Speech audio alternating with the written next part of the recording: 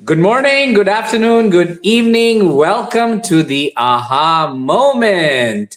My name is Yogesh Kapoor. I'm a communications coach, and today I have with me my partner in crime, my accountability partner, my friend, Grace. So amazing. Grace, welcome back to our Friday episode of the Aha Moment.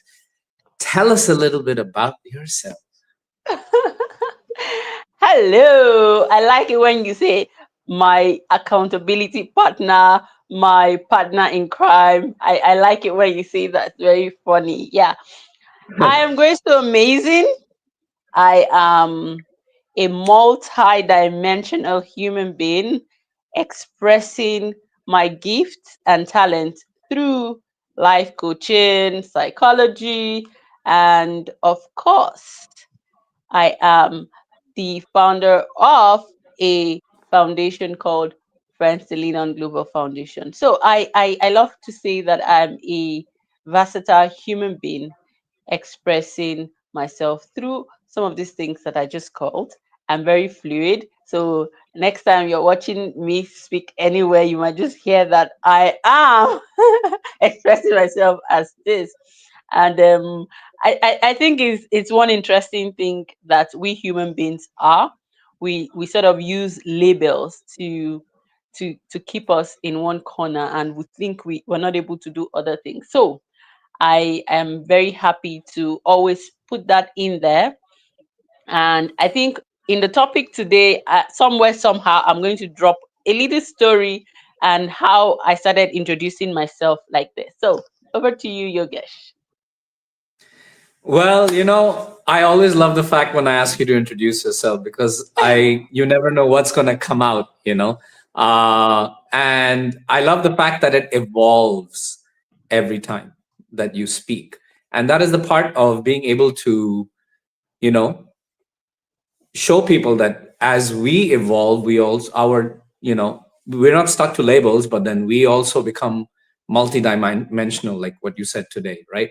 Actually, Yeah. we have so many roles we play, but we shouldn't label ourselves. But of course, we still talk about the core thing that we always do, which Found out brings always. me to, last time we spoke, we spoke about wellness, and today I want to talk about what we decided we would talk about is conflict, right? And empathy in conflict. So we have conflict, many types of conflicts, right? It could be relationship conflict, it could be work conflict, it could be country conflicts. We're not involved in all of that, but there's so many types of conflicts that can happen even in the shortest of moment, right? Give me an example of a conflict you've been part of, Grace. A lot. A lot. And I am not going to get this out of me. A conflict with self. There's that part where I'm going to say that sometimes you are even in a constant battle with yourself in terms of some of the things that you want for yourself, and how you almost self-sabotage. You're like fighting the demons, and you have to look for how to resolve, to come to to come to resolve, and then have a solution that you would go on with. But to answer your question, I have been involved in relationship conflicts, with my partner. And then I have been involved, I would say, with, I don't know how I've been able to manage that, but I can say that it's very rare to catch me in messy situations, in terms of, you know, very big conflict, very big fight or trouble here and there. But those regular conflicts, misunderstanding, if you may, with friends, with family, with my partner, those are regular conflicts that I would say that I occasionally catch myself having to resolve, even work related conflicts, having to disagree to agree on a particular thing in terms of work. So yes, it's I think conflict is part of life and we cannot run away from conflict. And I think one of the reasons why this conversation is very essential at this moment is because of, again, we cannot talk without bringing in health. And when we talk about health, we're talking about general wellness, the mind, the body. So these days, if you're not very well mentally, you're easily triggered. Little things that you could just look through and just go ahead, you might be triggered, and it might become something very huge, because of your mental state, because of how you are per time. So that's why all of these things need to work hand in hand, being generally well, being able to say that you're emotionally and mentally okay, so that when certain things come your way, you're not, overshooting it based on how you're thinking at that moment. So for me, usually it's the daily issues within families, work, and friends. It happens to me too when it comes to relationships. It has come to me to conflict at work with my colleagues. It's also come to me conflict with the smallest thing. It can trigger you. Like just a week ago, I was somewhere, I can't recollect right now, but somebody said something to me and I got triggered. And instead of getting being part of the conflict, I just walked away, because at that point in time, I realized it wasn't worth the effort, worth Energy. the energy. And it was a stranger, so I didn't feel the need to engage. Mm, Like, wow. if it's someone in your family, if it's someone in your friends or some, that's a different thing. But if it's someone you don't know, unless you're coaching them, Yeah. I, you know, I just didn't engage and I moved out because it's better to not be part of such a conflict. But when it Yeah. comes to our own conflicts, personal conflicts like relationship, work, and all, um, I guess one thing we kind of develop with time is empathy, right? And empathy is a tool which helps in resolving conflicts. And I believe you are an expert when it comes to empathy. I mean, I've known you for 4 years, and we've had our fair share of conflicts. You know, so what is empathy exactly, Grace? For those that because a lot of people get confused between empathy, sympathy, compassion. Let's be clear what empathy is. All right. So I'm very thank you for that question, because it's important that people even understand it, so that when they're faced in such situations, they know what they're doing at the time. They know what they're doing. For empathy is very simple. You just being putting yourself in the position of the other person. Just imagine if you were the other person and this particular situation is happening to you, how would you feel? So empathy is one of the characteristics of emotional intelligence. It's one thing for you to be a human being, and it's one thing for you to put yourself in situations, like very easy for me. I like to say that there's something that is very that most people know about me. I love to give excuses for people, and I love to give people grace. At some point, I thought it was a trauma response. Like, why are you always giving excuses for people? And then it occurred to me that, I mean, maybe because my name is Grace, I just like to give people grace, but that's not the reason. I eventually realized that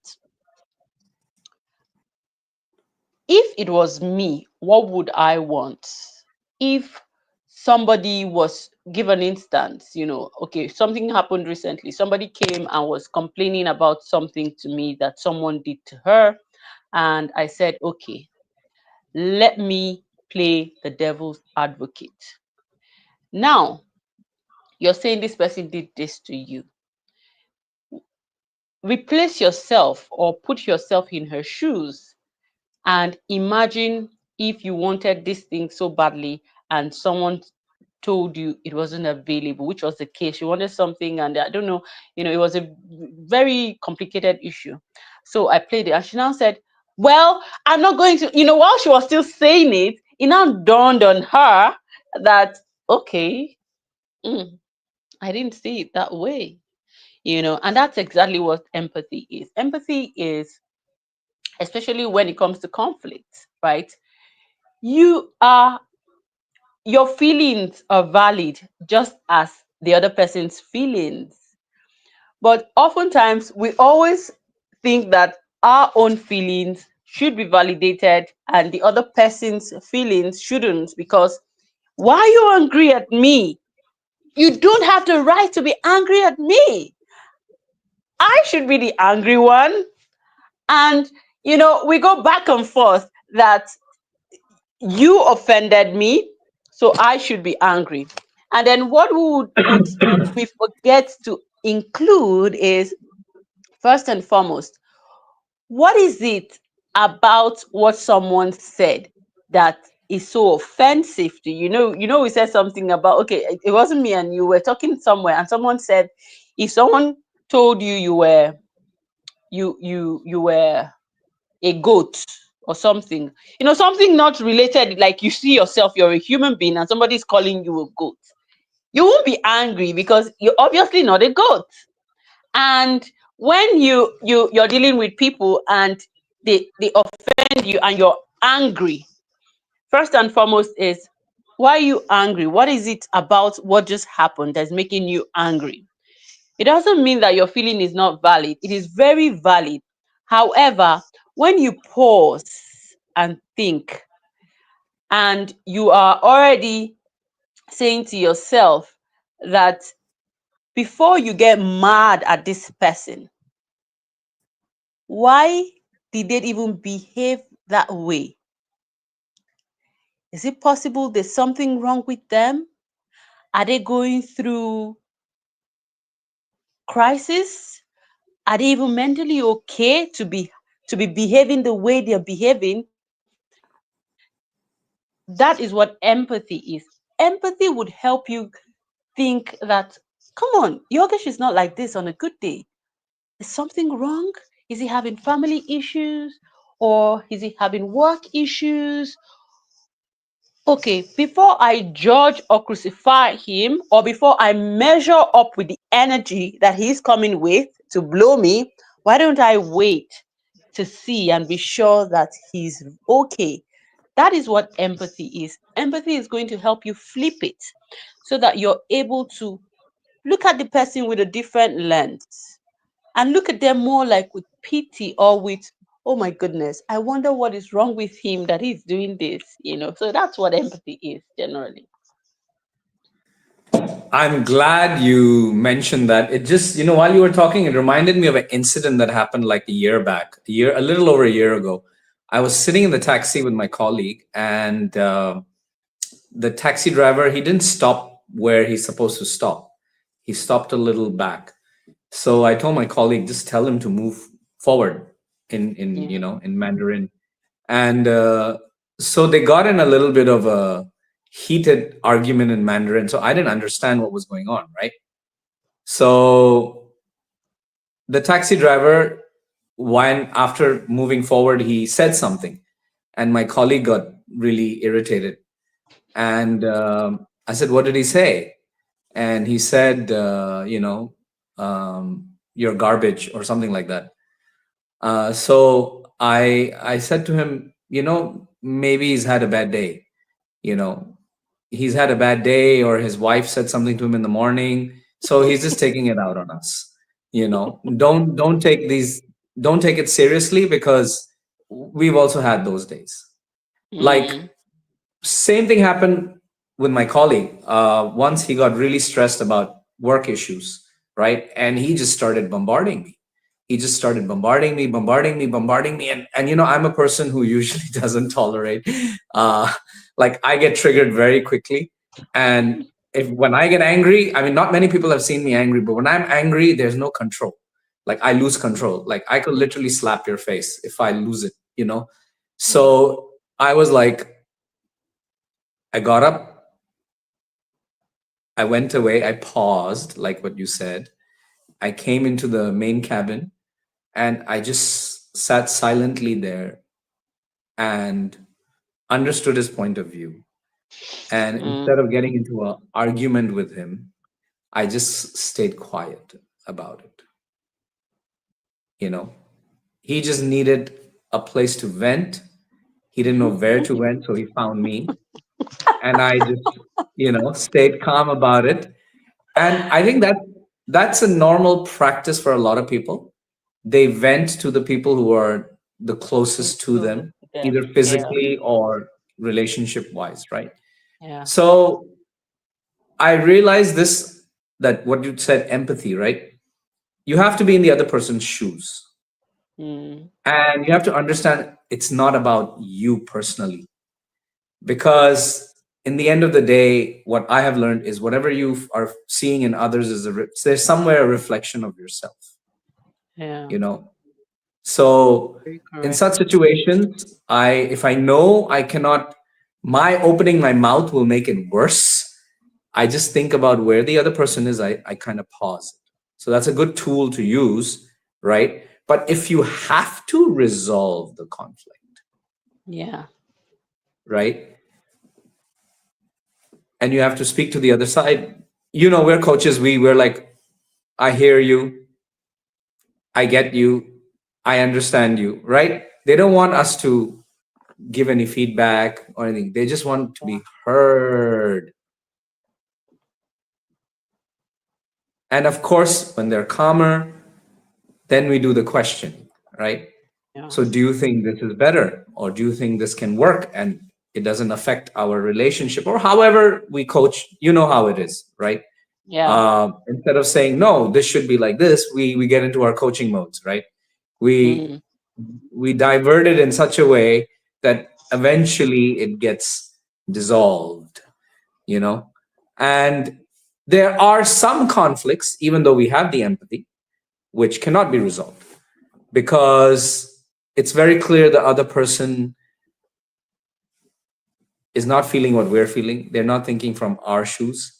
Because as coaches, you and me, we've had empathy. We've been in situations before, right? Where we've had empathy towards the person, and that empathy creates more compassion, yeah, right? We've right. all you know the past situations, I won't mention it online, right?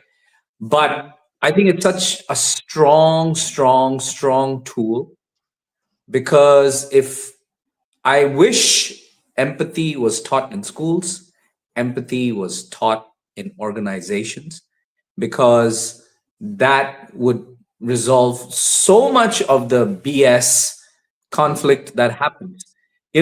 I find it shocking. They actually have corporate training for conflicts, like for politics and conflicts. And in my mind, I'm like, I mean, in my mind, I'm like, this should have been done day one when you join a mm, company, is taught how to do this, not when things go out of hand. And you'll be surprised to know one way of forming empathy is meditation, yeah. because since we're talking about wellness and in the moment and all that. But of course, I don't want to go deep into meditation today, but it's just a way of forming empathy. Yeah, I agree. Very true. And I think we can never be tired of talking about meditation because uh, meditation is something that we do. We can meditate even with our negative thoughts. We can meditate with our positive thoughts. But conscious meditation, because we're constantly meditating, it's just like you ruminating over something over and over and over again. That's meditation. You have created that thing in your mind to keep ruminating. So when it comes to meditation, we can talk about it in different we can look at it from different angles. But looking at it now that you brought it into empathy, what comes to mind is you have to collect your thoughts. You have to be whole. You have to be, in fact, you have to be fine to be able to give anyone empathy. Because if there is chaos, empathy never works in chaos. Like in your mind, you're going through hell and you think you can empathize with someone. Hell no. How you're able to know that you can empathize with someone is because you have done the inner work of meditation, or you have done, something to help you stay grounded to a point where you are able to collect your own thoughts. You're able to handle your own inner critic, your own inner judge, so that when you are dealing with other people, you're not going to be judging them. That's where empathy comes to play, because it's a law where if empathy is not there, then judge is there and ready to fight is there. And conflict is actually a good thing. I was waiting for us to wrap up with that. Conflict, there's a positive side to conflict. So, there are studies that has opened our eyes to understand the role conflict plays, or the why you have to disagree to agree. For instance, if and that's why sometimes whenever I say something and you're like, I'm good with it, let's go, I'm like, no, what do you think? And what that says is, sometimes when you don't have arguments, when you just want peace, you always want peace. And I'll tell you something very quickly gave me the that made me understand. It's just that the way we go about conflict, that's where the problem is. I used to, when I was living in a different city, so we were living in a compound, and if you're living in a compound, you have about 3 4 houses in that compound, and then you have like a big gate, everybody in their own flats. And so I needed, where I was staying at the time, I needed a bigger place. I wanted to move from that environment. So I I went, house hunting, and then I found one. And the next thing I heard, the landlady, she was yelling, she was just making noise. And, I was like, who's that lady? And they said, that's the landlady. Meanwhile, where I was coming from was very peaceful, no trouble, no argument, no, very peaceful. And because of that, I said, no, I cannot leave my peaceful place, because it's better to live in a small house that's peaceful than to live in a big house that is full of chaos. Because in my mind, that landlady would be a problematic person. But after a while, what I realized, what I discovered was, I discovered that people, where I stayed, I had limitations. I had limitations because I didn't there was no reason to have arguments with anyone. So I had to deal with living there peacefully. So there was no problem. So that's just the example that that comes to mind when we're talking about how conflict can, avoiding conflict can just make you stay in a place, and you're not able to expand. After a while, I realized that there are some things that I would have had if I was living in a bigger place, but I didn't have it because I wanted, peace was important to me. So it's about priority. So for me, I think we can talk about that another time. We can use the lens of, conflict is not a bad thing, but conflict should help you be curious. Curiosity is another thing we'll talk about later. But for today, we're talking empathy. So empathy is that one tool that can help you resolve conflict, so that you'll be in a better state of mind to address a particular issue. I love that. I love that. And there's so many other examples I could have mentioned, but um, we've had one situation where one person wasn't backing out and was trying to tell his point of view, and I realized he wasn't accepting other people's views. So that told me he doesn't have empathy at all. Yeah. And it's And when people do that and then call themselves coaches, I get a bit confused because uh, how are you a coach if you don't even have empathy for another person's point of view? You know, And that's one tool um, that all coaches must have. One characteristic that all coaches must have. exactly. But I'm glad we spoke about it. And, there are ways to cultivate empathy. You can learn it, you can practice meditation, mindfulness. There are many exercises. You can find it on Google. I mean, there's tons of ways to exercise and learn about empathy. I think we kind of have evolved with time. We have learned it. We've seen other people's, we've been in other people's shoes, like each other's as well. So there's a great understanding to that, and that's why we're still friends for so many years, right? How many of the people we were linked with earlier are in touch with each other? Not many, you know. So it was great to have you here today, Grace. And for those of you that are going to watch this episode, please do a hashtag replay. Please subscribe, share this video with as many people as you can. Put in your comments, what was your aha moment? And we will see you very soon, next Friday, with another live. If you want to be part of our live, or you want to join us live and speak on a certain topic, do let us know. But just make sure to share this with someone so people have their aha moment and we can spread it all across. So thank you once again, Grace. And I look forward to seeing you next Friday. Alrighty, thank you. Bye. Bye.